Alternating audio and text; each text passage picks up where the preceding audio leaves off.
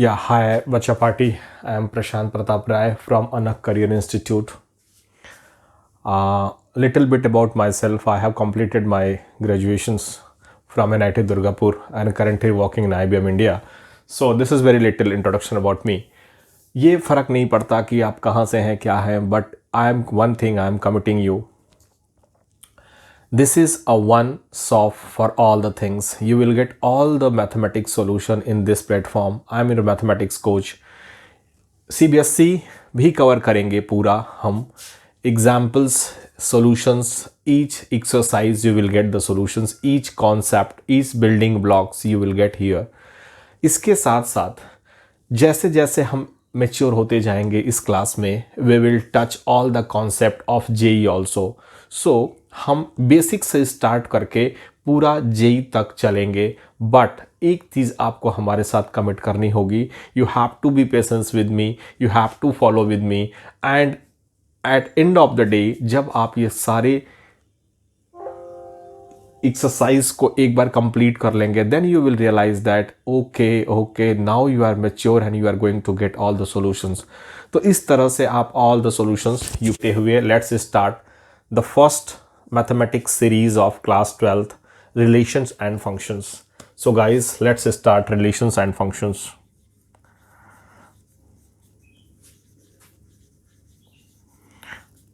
This is very important chapter for CBSC also and for the JEE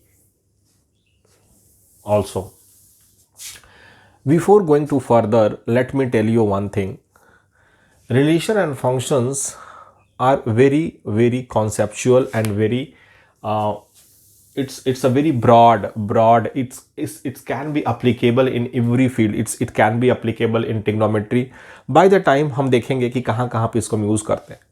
But I believe that कि you have a good mathematical concept, but for sake of my satisfactions, जो भी चीज़ें sometimes कुछ बच्चों को लगेगा अरे sir क्या डिस्कस कर रहे हैं, it's very basic thing.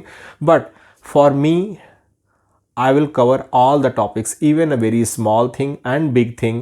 For me, each thing is very equal and you all are equal for me. So,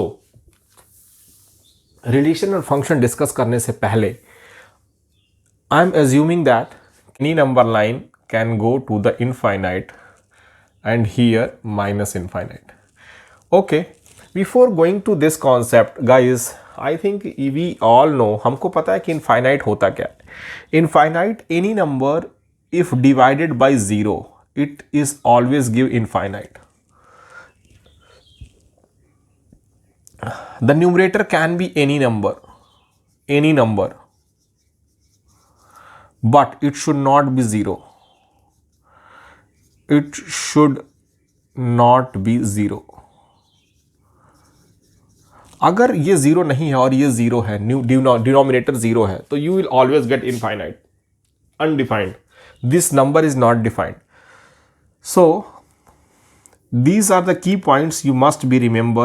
Any number, numerator can be any number apart from 0 and denominator is always 0, then you will always get infinite. Undefined, infinite you can say, आप इसको infinite बोले, undefined बोले, everything is right.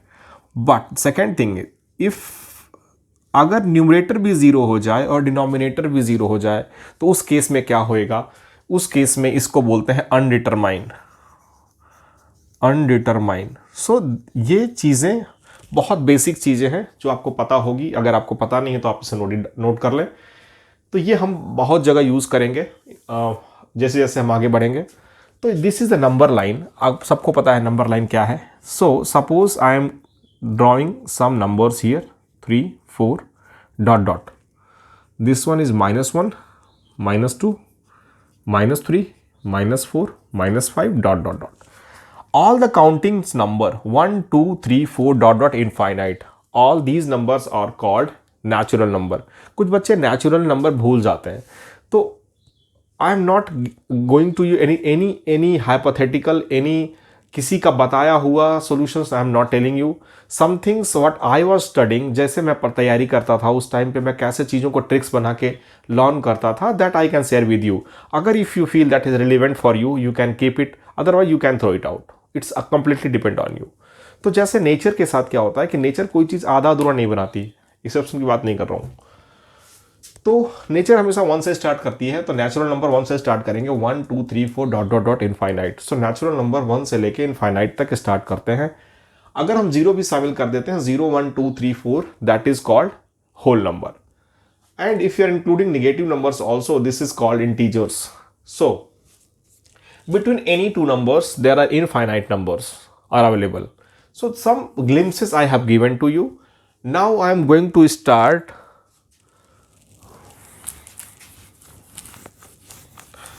relations and functions.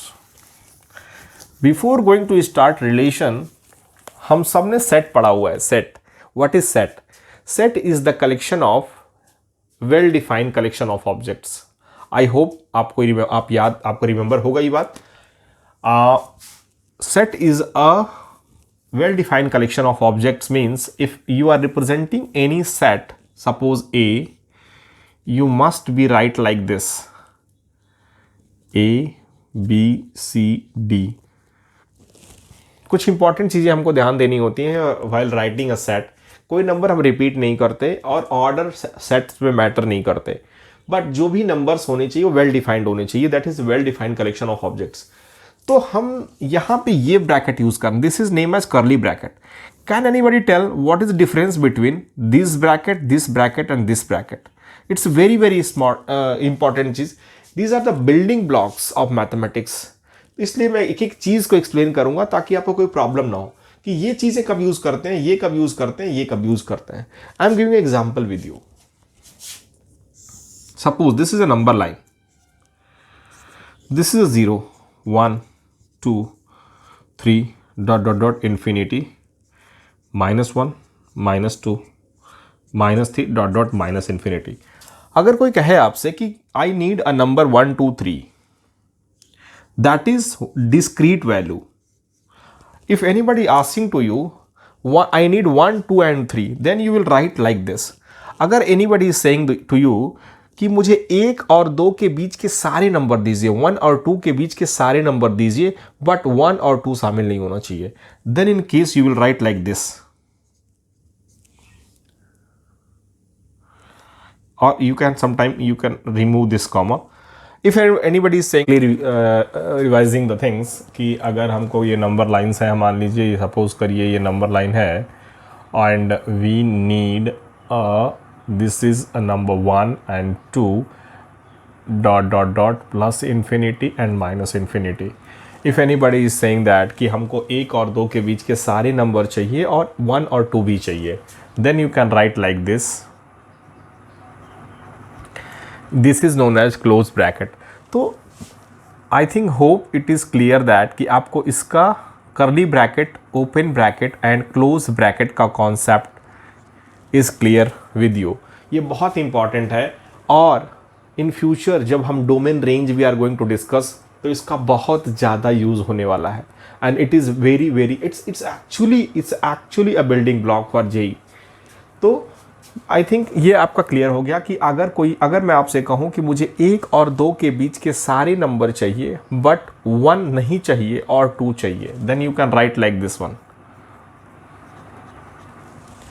अगर कोई कहे आपसे कि मुझे सिर्फ 1 और 2 चाहिए, उनके बीच का कोई नंबर नहीं चाहिए, then you will write like this one. अगर कोई कहे आपसे कि 1 और 2 के बीच के सारे नंबर चाहिए और 1 इंक्लूड करिए और 2 को एक्सक्लूड करिए, then you will write like this one. Means this one is excluding and this one is including of what? Including of and excluding of boundaries. जिस नंबर की बात कर रहे हैं इनको समटाइम एक्सट्रीम पॉइंट्स कहते हैं, एंड पॉइंट्स कहते हैं या बाउंड्रीज कहते हैं। तो ये डिसाइड करते हैं कि बाउंड्रीज या तो शामिल होगी या तो नहीं होगी। अगर ओपन ब्रैकेट है तो बाउंड्रीज शामिल नहीं होगी, अगर क्लोज ब्रैकेट है तो बाउंड्रीज शामिल होगी। और एक बात और, it's very important thing, open और क्लोज ब्रैकेट हमेशा कॉन्टिन्यूअस वैल्यूज के लिए यूज होती है, कॉन्टिन्यूअस वैल्यूज के लिए। And this curly bracket is used for discrete values. Discrete means breaking values, not continuous values. Like अगर किसी ने कहा कि 1 और 2 चाहिए, 1 और 2 के बीच में कोई नंबर की बात नहीं कर रहा, सिर्फ 1 और 2 चाहिए, then you are going to use curly bracket. I hope it is clear with you. Now अब हम स्टार्ट करने जा रहे हैं एक्चुअल चैप्टर, जो कि हमारा चैप्टर है रिलेशंस। जैसा कि नाम से पता है रिलेशंस, रिलेशन मीन्स जैसे कि हमारी रियल लाइफ में भी रिलेशंस होते हैं, राइट? सबके रिलेशंस हैं, किसी न किसी से रिलेशन तो है ना। रिलेशन मीन्स एक ही टाइप का रिलेशंस मत समझिए आप, डिफरेंट टाइप के रिलेशंस होते हैं। रिलेशंस के लिए हमेशा 2 चीज़ें इंपॉर्टेंट है। खुद के साथ रिलेशन तो नहीं हो सकता, राइट? खुद के साथ इन द सेंस कि किस रिलेशंस के लिए 2 थिंग्स ऑलवेज रिक्वायर्ड। तो आई होप कि आप 11th क्लास में हमने पढ़ा है Cartesian product. If you remember कि अगर 2 सेट्स हैं ए और B, suppose just I am quickly revising for you Cartesian product, कि सारे रिलेशंस जो होते हैं, सारे रिलेशन कार्टेशियन प्रोडक्ट के सबसेट होते हैं। मतलब अगर 2 सेट्स ए और एक सेट बी है और उनका कार्टेशियन प्रोडक्ट निकालें आप, तो जो भी ए और बी के बीच में रिलेशंस बन सकते हैं, each relations will be the part of A cross B. इसका क्या मतलब सर, समझ नहीं आया? Let me explain you. Suppose this is a set A B C, this is a set B 1 and 2. Cartesian product is indicated by A cross B. A cross B A और B set है तो A cross B भी set होगा। A cross B का मतलब A के सारे element B के एलिमेंट से एसोसिएट होते हैं। तो पहले A है यहाँ पे, तो A का एलिमेंट लेंगे हम A1, A इसके साथ 1 के साथ, A2 के साथ, फिर B1 के साथ, B2 के साथ, फिर C1 के साथ, C2 के साथ।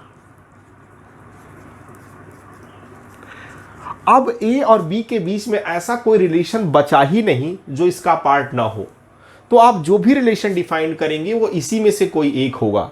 सो 11th में जस्ट आप क्विकली रिवाइजिंग यू, 11th में हमने पढ़ रखा है कि कोई भी जो रिलेशंस होता है वो 2 सेट्स के कार्टेशियन प्रोडक्ट्स का सबसेट होता है, राइट? तो क्लास 12th में हम पढ़ने जा रहे हैं। अब यहाँ पे क्लास 12th में क्या है कि we are not going to discuss a 2 sets, we are going to discuss a set relation in that set only. What it means, क्या मतलब हुआ है सर, इसका समझ नहीं आया। I am going to explain you.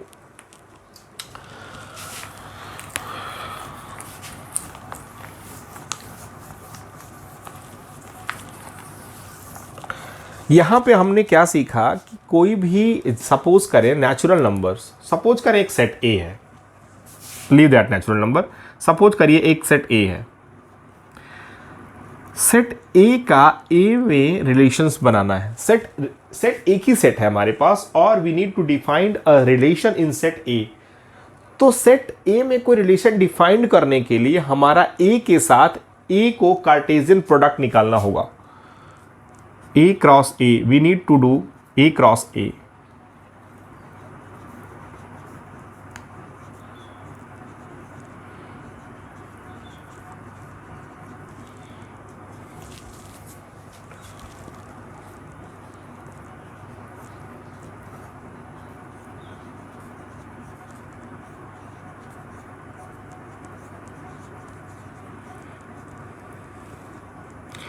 One element of first set will associate with each element of second set. This is A, this is A. Now I am taking B and I will associate B with each element of second set. B A, B B, now B C. Now C I will take, C will associate with A B C. Now C A, C B and C C. So all the relations that we can define will the part of A cross A. So first thing we have learned, हमने क्या सीखा कि अगर कोई एक set है और उसमें कोई भी रिलेशन डिफाइन करना है, XYZ एनी रिलेशंस, जो भी रिलेशन पॉसिबल होगा उस सेट में, वो किसका सबसेट होगा? वो रिलेशन हमेशा A क्रॉस A का सबसेट होगा। हमने एक बहुत इंपॉर्टेंट बात सीखी। क्या सीखी? अगर आपने इसको समझ लिया तो you can note it down, otherwise you can make it a note. All possible relation in a set A will always be subset of A cross A. A can be anything. A can be natural number, A can be integer, A can be rational number, A can be anything, any set. So what we have learned, हमने क्या सीखा कि कोई भी relations हमेशा दो sets के बीच में बनेगा। वो अगर दो सेट नहीं है तो वो सेट अपने आप से मल्टीप्लाई होकर कार्टेशियन प्रोडक्ट बनाएगा और उसके बीच में रिलेशंस डिफाइन होंगे। अब ये हो गया रिलेशंस। रिलेशंस मेनली आपको बस इतनी ही बातें समझनी है कि रिलेशंस क्या होता है। देन वी हैव अंडरस्टैंड कि relations is always a subset of a Cartesian product. Point number 2, A cross A आपने एक सेट है, A cross A is the set है, और A क्रॉस A का सारा subset, each subset is a relation. तो आपको पता है, आपने सेट में पढ़ रखा है कि phi is the subset of each set, right? तो हमने पहला पॉइंट क्या दिखा कि phi is subset of A cross A, and दूसरा A cross A is also a subset of A cross A। समझ नहीं आया ना? Let me explain you. A cross A, मान लीजिए कोई सेट है, A क्रॉस A भी तो एक सेट है, तो A क्रॉस A के जितने भी सबसेट निकालेंगे आप, तो सबसेट्स में फाई भी होगा और ये सेट खुद भी सेट अपना सबसेट होता है। तो these two subsets are called trivial subset, trivial यार और एक्सट्रीम सबसेट्स, तो इनको बोलते हैं ट्रिवियल। अच्छा, A क्रॉस A के सारे सबसेट्स को रिलेशंस भी कहते हैं।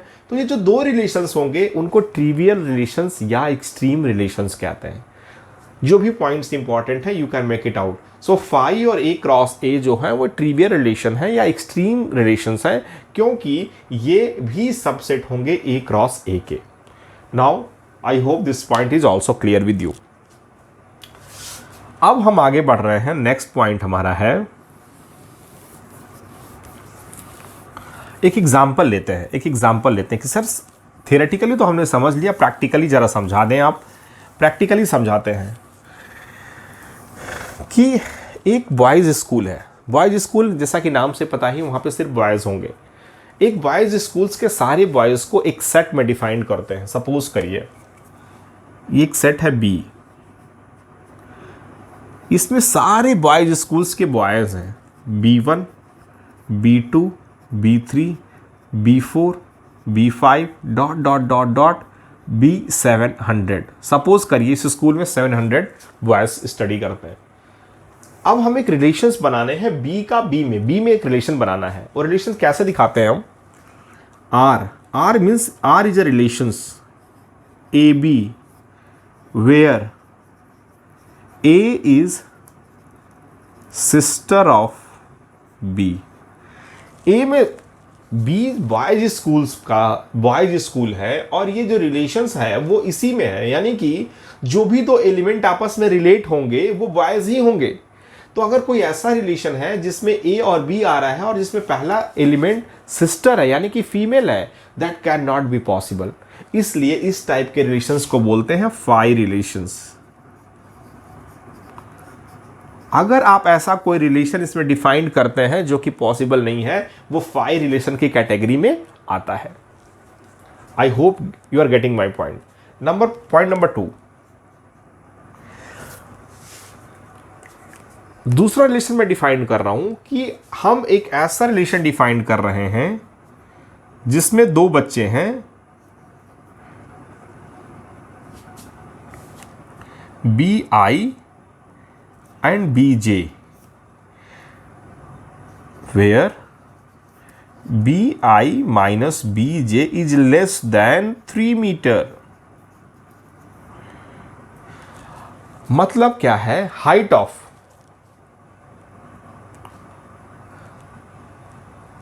क्या मतलब है कि एक ऐसा रिलेशन डिफाइन कर रहा हूं जिसमें दो बच्चों के हाइट का डिफरेंस 3 मीटर से छोटा हो। तो ये तो जो सारे बच्चों का डिफरेंस आप निकालेंगे तो मैक्सिमम सारे 3 मीटर से छोटे होंगे। Exceptions I am not taking here.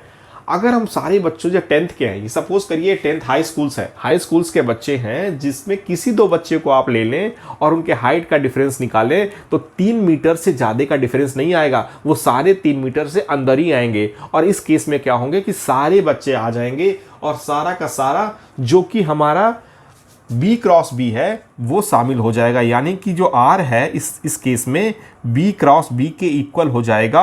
और इस केस में ये रिलेशन भी ट्रिवियल रिलेशन कहलाएगा। और ये रिलेशंस B क्रॉस B का एग्जाम्पल है और ये फाई का एग्जाम्पल है। जो मैंने एक्सप्लेन किया था उसको एग्जाम्पल से आपको एक्सप्लेन करने की कोशिश करा हूँ। If you have any doubt you can comment me in the comment sections. I will explain you with the other examples. Now hope this relation is clear. Now I am going to explain you very important thing, that is only one thing is there in mathematics. You will get, आपने समझ लिया कि जो भी relations हैं वो relations आपको पहले A क्रॉस A का सबसेट होगा, वो कार्टेशियन प्रोडक्ट का पार्ट होगा, उसी का सबसेट होगा। Number 1 point. नंबर 2 कि कोई भी सबसेट जो होगा A क्रॉस A का वो एक रिलेशन बनाएगा। तो हमको मैथमेटिक्स में पढ़ना क्या है, हमारे सिलेबस में क्या है कि we need to check if whether any relation is equivalence relation और नॉट। रिलेशन तो बहुत सारे हैं बट हमको सिर्फ अपने मैथमेटिक्स में क्या पढ़ना है कि वो रिलेशन इक्विवेलेंस है क्या, इक्विवेलेंस है क्या। जैसे फॉर एग्जांपल मैं आपसे कहूं, अगर ऐसा कुछ बोला जाए कि ये बच्चा बहुत ही अच्छा है अगर ये 3 पॉइंट्स को फॉलो करता है। वैसे अच्छाई और बुराई की कोई डेफिनेशंस नहीं होती, बिकॉज होप यू रिमेंबर, अगर सेट में मैं बोलूं कि अगर मैं सेट में बोलूं कि 4 और 5 अच्छे बच्चों का कलेक्शंस ये सेट है या नहीं है, तो ऑब्वियसली ये सेट नहीं है, बिकॉज अच्छा होना is not a well defined. तो मैं अगर कहूं कि अगर ये बच्चा अच्छा है अगर ये 3 पॉइंट्स को फॉलो करता है, 3 पॉइंट्स को, तो अगर कोई बच्चा 3 पॉइंट्स को फॉलो करता है तो उस कैटेगरी में आप उसको रख सकते हैं, it's good better bad something like that. वैसे ही कोई भी रिलेशंस इक्विवेलेंस अगर है तो कुछ कंडीशंस को फॉलो करता है, उस कंडीशंस को अगर हम चेक करते हैं, अगर फॉलो करता है, that is called a equivalence relations. Now we are going to discuss equivalence relations.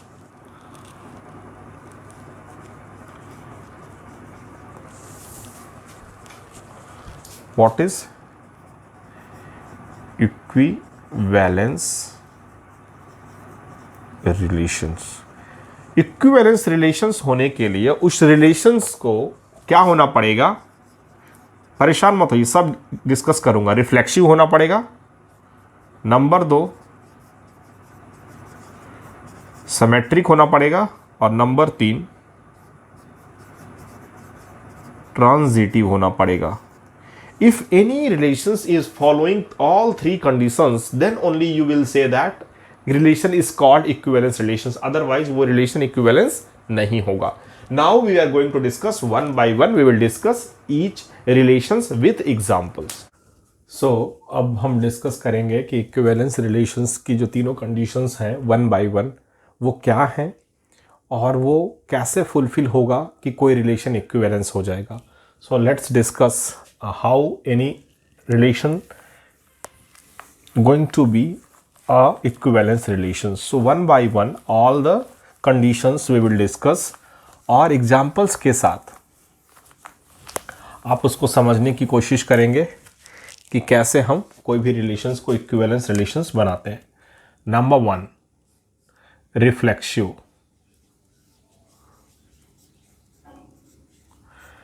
Reflexive relations. What it mean? Reflexive relations का क्या मतलब है? आपको पता है कि रिलेशंस होगा तो 2 एलिमेंट्स के बीच में होगा, राइट?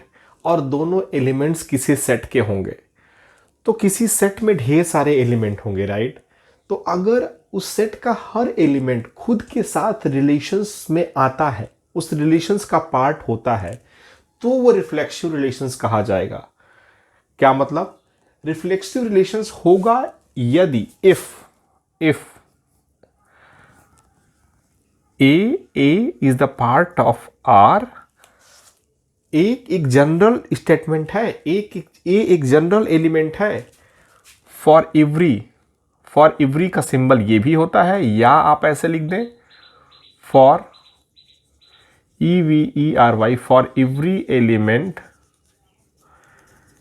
In A। ये कोई रिलेशंस A में, R जो है वो A में रिलेशंस है, और A का सारा एलिमेंट अगर खुद के साथ एसोसिएट होगा तो वो रिफ्लेक्सिव कहा जाएगा।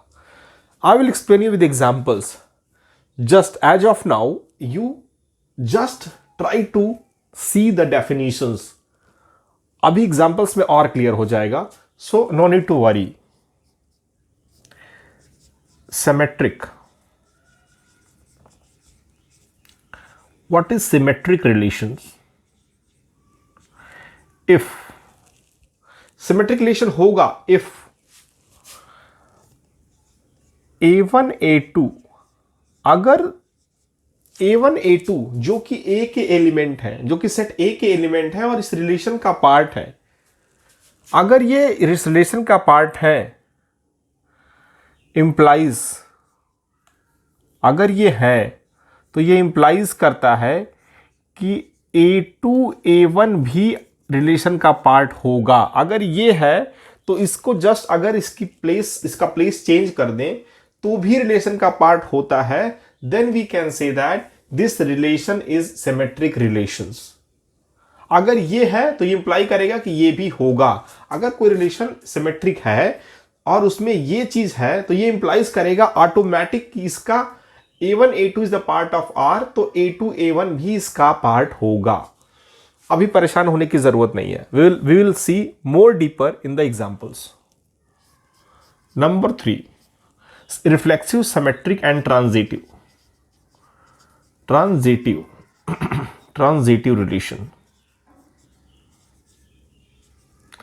If A1 A2 is part of this relations and A2 A3 also is the part of this relations। अगर A1 A2 इस रिलेशन का पार्ट है, A2 A3 इस रिलेशन का पार्ट है, ये इंप्लाई करता है, implies A1 A3 is also part of this relations. अगर ये ट्रांजिटिव है और ये इसका पार्ट है, A2 A3 इसका पार्ट है, तो A1 A3 भी इसका पार्ट होगा। मींस अगर ये तीनों कंडीशंस, कोई ऐसा रिलेशंस है जो तीनों कंडीशंस को फॉलो करता है, उस रिलेशंस को हम कहते हैं that is called equivalence relations. That is very very important and आपको बहुत सारे एग्जांपल्स मिलेंगे, क्वेश्चंस आएंगे where you need to check whether it is equivalence relations और नॉट। सम केसेस में क्या होगा कि कुछ कंडीशंस फॉलो करेगी, कुछ कंडीशंस फॉलो नहीं करेगी। Then you will say that hey this function or this relation is, sorry, it's not a function, this relation is reflexive but not symmetric. Some cases you will see this is symmetric but not transitive. So based on the conditions you will see different type of questions. तो ये हो गई definitions. Now I am coming to the examples where you can get a more deeper understanding of these things.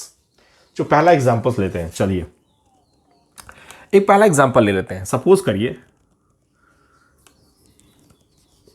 Examples, कोई set A है जिसमें 3 elements हैं A, B और C, right? And we need to define a relations. A cross A लेता हूं, A cross A में करना होगा तो क्या करेंगे आप? इसी को 2 बार लिखेंगे, इस सेट को,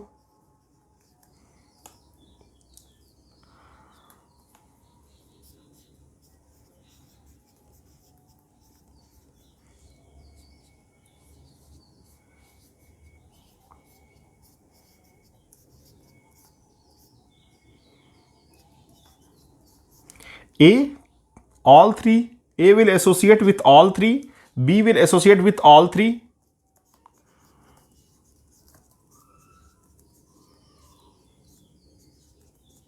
and C will associate with all three. अगर कोई आपसे कहे कि ये कैसा रिलेशंस है, ये इक्विवेलेंस है क्या, very beautifully we can get the answers. Equivalence होने के लिए इसको तीनों कंडीशंस फॉलो करनी पड़ेगी. This relation must be reflexive, symmetric and transitive. चलिए चेक करते हैं. इस सेट में कितने एलिमेंट थे, ए बी सी. आपने एक ऐसा रिलेशन डिफाइन किया जो ए का ए में है, तो सारे एलिमेंट्स ए बी सी आपस में एसोसिएटेड हैं क्या. Is A cross A itself is a relations. तो ए क्रॉस ए को यूनिवर्सल भी कहते हैं, ट्रिवियल भी कहते हैं. ए क्रॉस ए भी ये क्रॉस ए के जितने सबसेट्स हैं वो रिलेशंस होंगे, राइट. तो ए क्रॉस ए का सबसेट ए क्रॉस ए खुद भी होगा.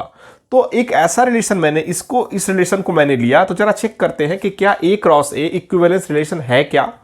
तो आप देखिए, ए यहां आपको मिल गया, बी यहां मिल गया, सी यहां मिल गया. मतलब इस सेट के तीनों एलिमेंट खुद से एसोसिएटेड हैं, तो रिफ्लेक्सिव हो गया, राइट. अब देखते हैं सिमेट्रिक है या नहीं है.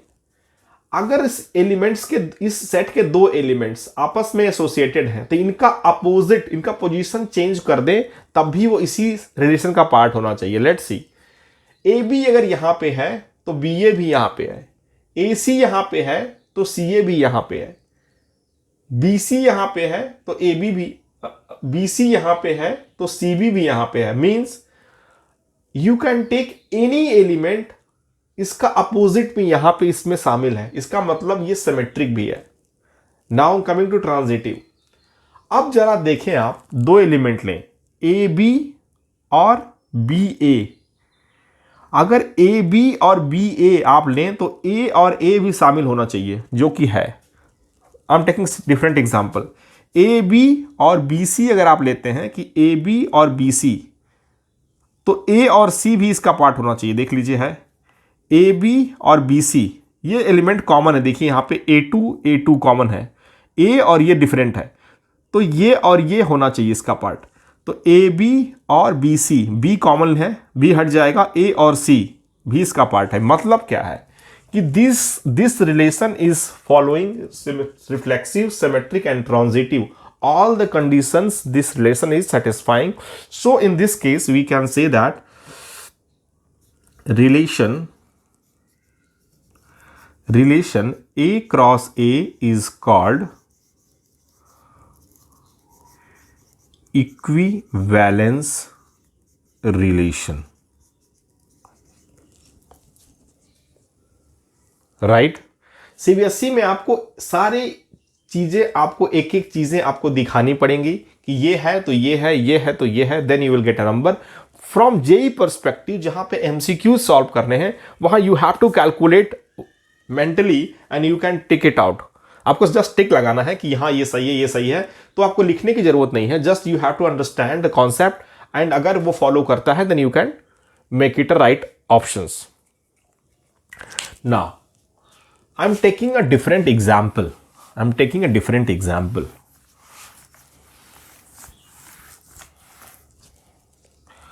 What I'm taking, I'm going to take a different example, guys. जिसमें अगर आपको कोई डाउट हो तो you can ask me on the comment section. Suppose there is a relation that is defined between two parallel lines.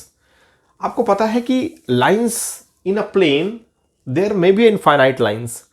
तो एक दो जो लाइन पैरेलल होंगी वही इस रिलेशन का पार्ट होंगी. मतलब अगर मैं कहूं कि कोई रिलेशन ऐसा आर ले लूं जिसमें दो लाइन लिया मैंने, L1 और L2, ये तभी इस रिलेशन का पार्ट होंगी अगर L1 और L2 आपस में पैरेलल है. ठीक है.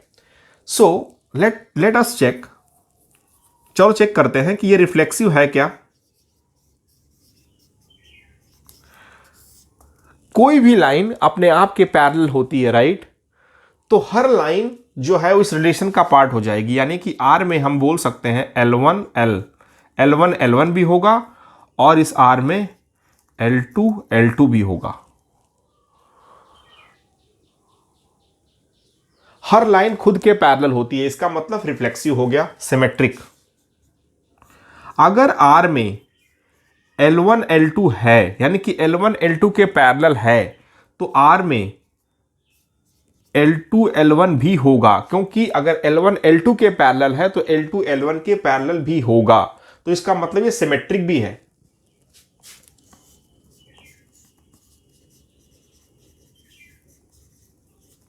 Number 3, if there is 3 lines, R में क्या है, L1 L2, R में क्या है, L2 L3, तो R में क्या होगा, अगर एक लाइन दूसरे के पैरेलल है, दूसरी तीसरे के पैरेलल है, तो पहली भी तीसरे के पैरेलल होगी। सपोज करिए ये L1 है, L1 लाइन, ये L2 लाइन और ये L3 लाइन। L1 L2 के पैरेलल है, L2 L3 के पैरेलल है, तो बट ऑब्वियस है कि L1 और L3 भी आपस में पैरेलल होंगे। तो इस केस में क्या होगा कि L1 और L3 भी R के पार्ट होंगे। इसका मतलब क्या हुआ, ये ट्रांजिटिव भी है।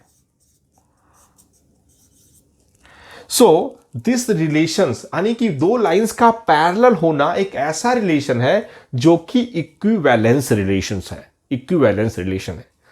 Now I am taking a different example, hope it is clear.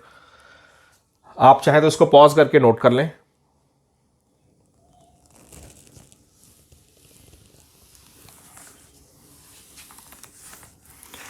Now I'm taking a different example.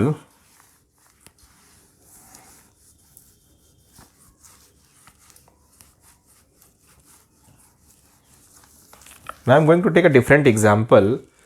अगर दो लाइंस आपस में परपेंडिकुलर हैं, सपोज करें आप एग्जाम्पल 2, हमने एक ऐसा रिलेशन लिया जिसमें एक लाइन दूसरे लाइन के परपेंडिकुलर है। तो जरा हम चेक करते हैं कि ये रिफ्लेक्सिव है क्या।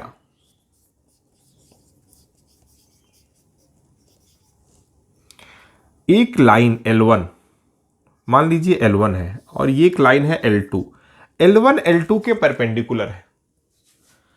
तो रिफ्लेक्सिव होने के लिए हर लाइन का खुद के साथ रिलेशन होना पड़ेगा, और रिलेशन होना तभी होगा जब वो लाइन खुद के परपेंडिकुलर हो। कोई लाइन खुद के परपेंडिकुलर नहीं हो सकती, तो ये रिफ्लेक्सिव नहीं होगा, right. Number 2, symmetric. Symmetric symmetric के केस में क्या है, जरा देखें एग्जांपल। अगर ये लाइन L1 है और ये L2, अगर L1 L2 के परपेंडिकुलर है तो L2 L1 के परपेंडिकुलर होगा, मतलब ये सिमेट्रिक है। यानी कि अगर R में L1 परपेंडिकुलर L2 है तो R में L2 परपेंडिकुलर L1 भी होगा। पॉइंट नंबर 3, ये सिमेट्रिक होगा क्या, let's see. L1 perpendicular to L2 और दूसरा एक रिलेशन का दूसरा एलिमेंट लेते हैं L2 परपेंडिकुलर टू L3। चलिए एग्जांपल्स वाइज लेते हैं। ये एक लाइन है L1, ये एक लाइन है L2। L1 perpendicular to L2, ये fine. L2 perpendicular to L3, एक लाइन और लेता हूं मैं L2 के परपेंडिकुलर इधर, यानी एक लाइन ये है L3। तो इस केस में क्या होगा कि L1 L2 अगर परपेंडिकुलर है तो ये कंडीशंस हो गई, L2 L3 है तो ये कंडीशंस हो गई, बट L1 L3 आपस में परपेंडिकुलर होगा, ये पॉसिबल नहीं है, यानी कि ये सिमेट्रिक नहीं है।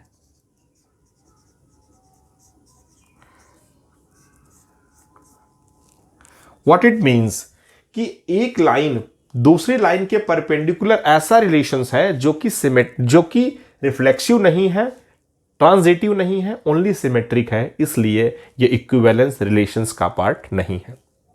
Now I am taking a different example.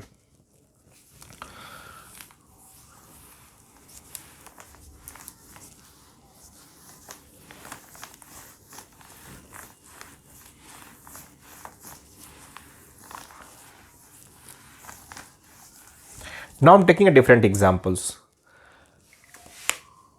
There are, I think you have studied that, आपने छोटी क्लासेस में पढ़ लिया है कि कॉन्ग्रुएंस रिलेशंस क्या होते हैं, कॉन्ग्रुएंस ट्रायंगल्स क्या होते हैं। कॉन्ग्रुएंस ट्रायंगल्स और similar triangles I will discuss. Congruence triangles वो होते हैं जो कि एग्जैक्टली जिनका शेप और साइज दोनों इक्वल होता है। व्हाट इट मीन्स कि अगर मैं एक ऐसा रिलेशंस ले लूं जिसमें दो ट्रायंगल रखूं, ट्रायंगल 1 और ट्रायंगल 2, जिसमें triangle 1 is congruence to triangle 2, और ये चेक करूं कि ये क्या रिलेशंस, ये ऐसा रिलेशंस है कि ये क्या कैसा रिलेशन है, ये इक्विवेलेंस है क्या। चलिए देखता हूं। पहला चेक करते हैं, reflexive.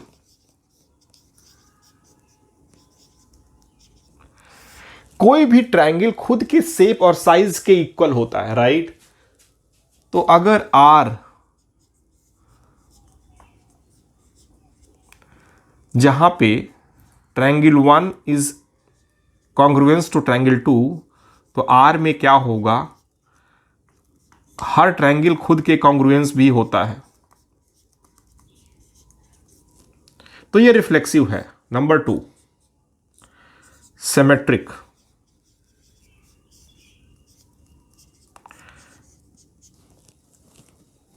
Suppose I am going to take a triangle 1 and triangle 2। अगर कोई ट्रायंगल 1 ट्रायंगल 2 के कॉन्ग्रुएंस है तो बट ऑब्वियस है कि दूसरा वाला भी पहले के कॉन्ग्रुएंस होगा, क्योंकि अगर पहले का शेप और साइज दूसरे के शेप और साइज के इक्वल है तो ऑब्वियस है कि दूसरे का शेप और साइज पहले के शेप और साइज के इक्वल होगा।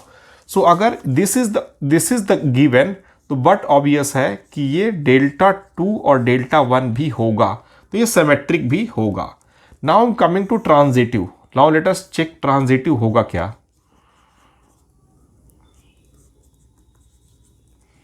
Suppose this is the relations, this is the part of this one, delta 1 delta triangle 1 triangle 2, here triangle 2 and triangle 3.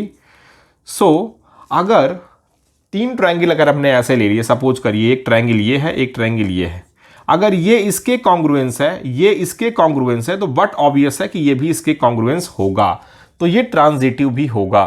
So congruency का जो रिलेशंस है, अगर ये आपको प्रूव करना है तो you can prove in CBSE, you have to prove that, और you can explain in the words, but in the JEE exams और NEET exams you can, in the JEE exams, you can make it a directly congruence relation is always equivalence relations. So now we have discussed that. Now we have discussed the mostly, I think we have explained the definitions also. आपको definitions भी explain कर दिया, आपको examples भी explain कर दिया.